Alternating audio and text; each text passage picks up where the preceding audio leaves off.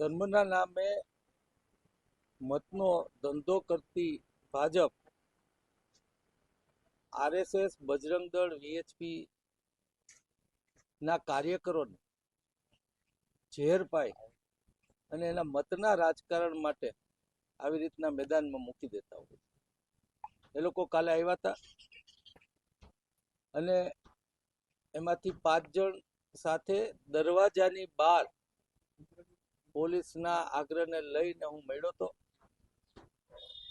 અને એને ખરા અર્થમાં ધર્મ સમજાવ્યો તો રાજી ખુશીથી પાછા વયા ગયા હતા.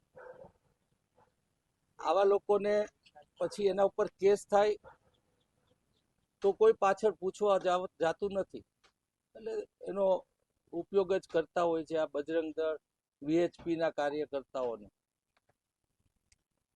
આરાધના ની વ્યાખ્યા હવે શું ગૃહમંત્રી કરશે?